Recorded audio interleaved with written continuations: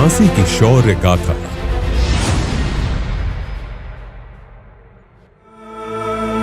उत्तर प्रदेश की राजधानी लखनऊ से पश्चिम और दक्षिण दिशा में 294 किलोमीटर की दूरी पर स्थित झांसी की महान सामरिक गाथा है। बुंदेलों की इस वीर धरा के कण कण में वीरता और शौर्य रचती बसती है। यहाँ के बुंदेलों के रग रग में देश प्रेम की भावना कूट कूट कर भरी है। कि 1857 में जब ह्यूरोज के नेतृत्व में रानी झांसी के किले पे हमला किया गया तो लगातार करीब 1.5 हफ्ते अंग्रेज से लोहा लेती रही रानी झांसी। उनकी झलकारी, सुंदर, मुंदर, जूही, मोतीबाई, उनकी जो सेना थी। अंग्रेजों का सबसे बड़ा कैंप जीवन साय है, यहाँ से वो थोड़ा ऊंचाई पे है, वहाँ लगा था उनका, और दूसरा झोकनबाग पे लगा था। तो जब गोलाबारी होती थी और किले के कोट के बुर्ज वगैरह या दीवार गिर जाती थी तो रानी झांसी रात को उसको ठीक करा देती थी। और जो लोग घायल होते थे उनका इलाज करा करके उनके भोजन की व्यवस्था करके लगातार 12-13 दिन युद्ध चला वो, लेकिन पेश नहीं पा पाए अंग्रेजों।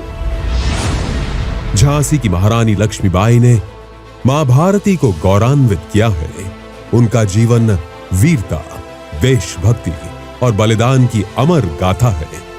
सन 1857 की देश के पहले स्वतंत्रता संग्राम युद्ध में भारत को अंग्रेजी दास्ता से मुक्त कराने के लिए उन्होंने अपने प्राणों की आहुति दे दी थी। उनके युद्ध के ऊपर बुंदेली में हमारे यहाँ एक गीत गाया जाता है। हर माँ बहनें चकिया पीस रही, चैत काट रही, फसल बो रही, पानी भरने जा रही, उनकी जबान पे है वो गीत। उसकी कुछ लाइनें मैं आपको सुनाता हूँ। अपनों नाम कमा गई जग में, कर गई शोर बेकट भारी, बाई साब झांसी वारी, जिनको किलो बनो लासानी, मूरत शिव शंकर की जानी, अंदर बैठी आद भवानी, गोलंदाज करी बेईमानी, छूछी तोपें चलत दिखानी, तब रानी मन में घबरानी, नमक हरामी से हारी, बाई साब झांसी वारी। इस गीत का आशय ये है कि अगर गोलंदाज पीर अली और दूलाजू अंग्रेजों से ना मिलते तो रानी झांसी पराजित ना हो।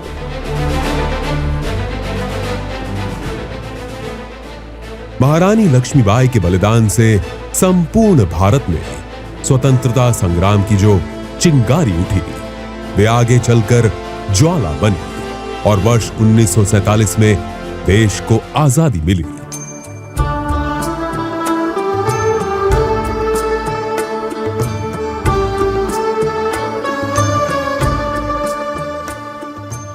बुंदेलखंड में जो एकता और सामाजिक समरसता है वह इस क्षेत्र को अनूठा बनाता है। बुंदेली माटी में जन्मे अनेक विभूतियों ने न केवल अपना अपितु बुंदेलखंड का नाम रोशन किया है और इतिहास के पन्नों में स्वर्णिम अक्षरों में अंकित हो चुके हैं। झांसी में नृत्य और संगीत की बहुत समृद्ध परंपरा है। यहाँ के लोग किसी भी सांस्कृतिक अवसर पर जोशो खरोश के साथ नृत्य और गायन में बढ़ चढ़कर हिस्सा लेते हैं।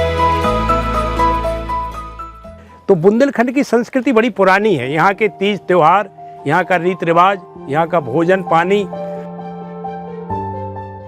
यहाँ के जो गीत हैं वो हर फसल के, हर त्योहार के, हर विवाह के, हर अलग अलग प्रकार के उनका उदाहरण है। जैसे बुंदेलखंड के ग्रामीण और जनजातीय क्षेत्रों में जंगली फल, फूल, पत्ते, कंदमूल, महुआ, बेर आदि खाए जाने की परंपरा है। संपूर्ण देश में स्वतंत्रता की 75वीं वर्षगांठ के समारोह का आयोजन हो रहा है। झांसी भी इससे अछूती नहीं। आज बुंदेलखंड की धरती एक बार फिर साज धज कर तैयार है उन शहीदों को नमन करने के लिए जिनकी कुर्बानियों ने हमें आजादी दिलाई। आज यहाँ का बच्चा बच्चा आजादी के रंग में डूबा है। वह आजादी की मस्ती में झूम रहा है, गा रहा है। आजादी के अमृत महोत्सव को हर्ष और उल्लास से मना रहा है।